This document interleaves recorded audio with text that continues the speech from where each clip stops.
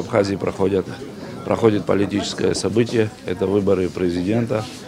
С чем я вас всех поздравляю. Также вы знаете, что мы информировали, что на территории Российской Федерации открыты 2 участка голосования. Это в городе Черкесск и в городе Москва.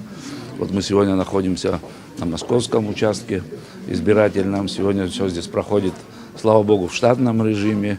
Люди радуются, встречаются. Наши горожане здесь, наши соотечественники, наши граждане. Все обсуждают будущую судьбу Абхазии. Во что мы все свято верим. Я абсолютно уверен, что будущее у нас будет хорошее. Вместе с Россией, в дружбе с Российской Федерацией. Пользуясь случаем, хотел поблагодарить Центральную избирательную комиссию Российской Федерации, которая оказала нам всяческое содействие в организации и в проведении выбора. Большое вам всем спасибо. Поблагодарить хотел также всех сопричастных.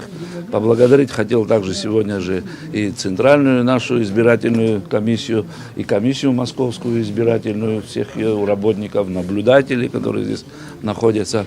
Всех вас с праздником. Будем надеяться на самое светлое будущее. Я абсолютно уверен, что наша независимая страна Абхазия будет в добром соседстве с Российской Федерацией, в стратегическом партнерстве и союзничестве развиваться дальше.